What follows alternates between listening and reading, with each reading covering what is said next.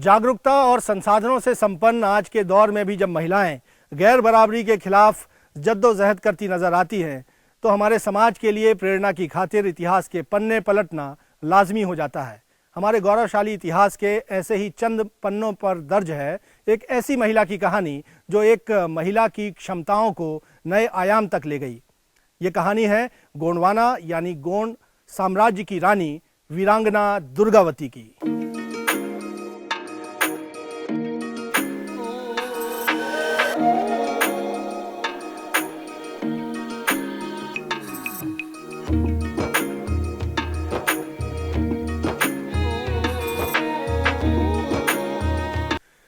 अपने पिता की इकलौती संतान दुर्गावती ने घर में बेटे की कमी भी पूरी कर दी थी।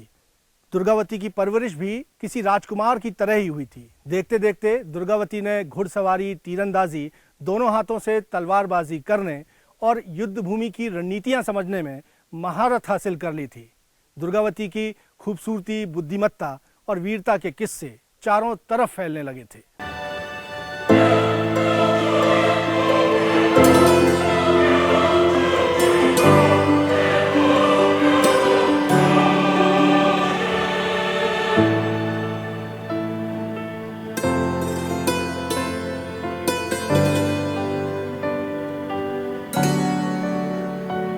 गोंडवाना के सबसे प्रतापी राजा संग्राम शाह के शासन में साम्राज्य की सीमाएं चारों दिशाओं में दूर दूर तक फैल रही थीं। वैभव से भरे राज्य में दुर्गावती अपने पति दलपत शाह के साथ हर उस सपने को जी रही थीं जो उन्होंने कभी अपनी आंखों में संजोया था। दुर्गावती इस वक्त को थाम लेना चाहती थी, लेकिन नियति को तो कुछ और ही मंजूर था। चंदेलों की बेटी से गोंडवाना की रानी बनी दुर्गावती जब महज 24 साल की थीं तो उनके पति दलपत शाह की मौत हो गई। दुर्गावती के जीवन का ये सबसे बड़ा आघात था। आंखों में आंसू थे और गोद में थे 3 साल के बेटे वीर नारायण। दुर्गावती भीतर से टूट चुकी थी, लेकिन अपने साम्राज्य की रक्षा के लिए उन्होंने कुछ वो कर दिखाया जो उन्हें एक कमसिन राजकुमारी से गोंडवाना की वीरांगना बना गया। यूं तो गोंडवाना शासक पहले ही अपने जन कल्याणकारी शासन के लिए विख्यात थे, लेकिन रानी दुर्गावती ने इस पहचान को एक नए आयाम तक पहुंचा दिया था। रानी दुर्गावती ने 52 गढ़ों पर 16 बरस तक राज करते हुए सबको अपनी सूझबूझ से एक सूत्र में पिरोए रखा। वहीं अपनी उदारता से जनता के लिए इतनी जल संरचनाएं और धर्मस्थल बनवाए जितने शायद ही किसी शासक ने कभी बनवाए हों। उस दौर की इंजीनियरिंग के कायल आप आज भी हो सकते हैं।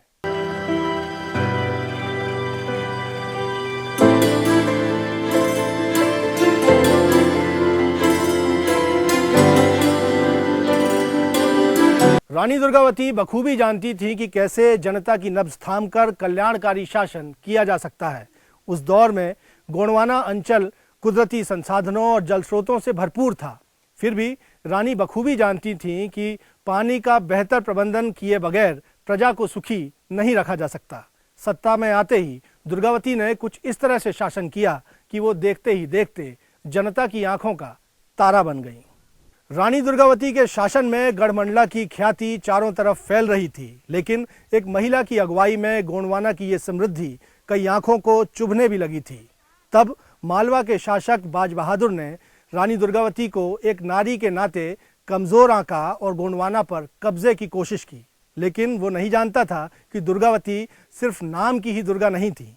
बाज बहादुर ने कई बार गोंडवाना पर हमला किया, लेकिन रानी दुर्गावती के युद्ध प्रबंधन और वीरता के चलते हर बार उसे मुंह की खानी पड़ी।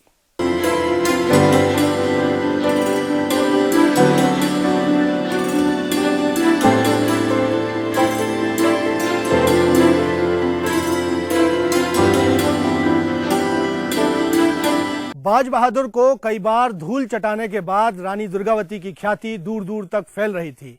गोंडवाना की समृद्धि और दुर्गावती की वीरता के ये किस्से जल्द ही मुगल बादशाह शहंशाह अकबर तक भी पहुंच गए। अकबर ने रानी दुर्गावती को युद्ध की धमकी देते हुए अपने साम्राज्य के समर्पण का प्रस्ताव भिजवाया, लेकिन स्वाभिमानी रानी ने इस प्रस्ताव को ठुकरा दिया। एक स्त्री के इतने साहस से बौखलाए अकबर ने अपने सेनापति आसफ खां को गोंडवाना पर हमले का फरमान सुना दिया। जून 1564 में आसफ खां ने हजारों मुगल सैनिकों की फौज लेकर गोंडवाना पर हमला बोल दिया।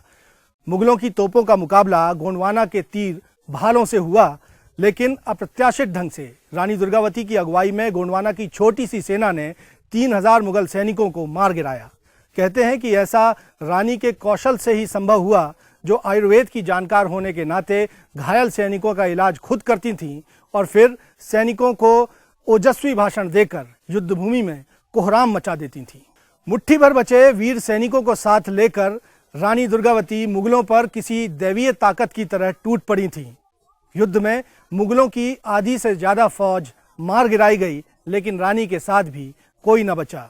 रानी दुर्गावती अपनी आखिरी सांस तक साम्राज्य की रक्षा की खातिर लड़ना चाहती थी, लेकिन इसी बीच एक तीर उन्हें गले पर और दूसरा तीर आंख में लग गया। रणभूमि में खून से लथपथ इस वीरांगना के आगे आत्मसमर्पण के अलावा कोई विकल्प नहीं बचा था, लेकिन स्वाभिमानी रानी ने मौत को गले लगाना ही बेहतर समझा।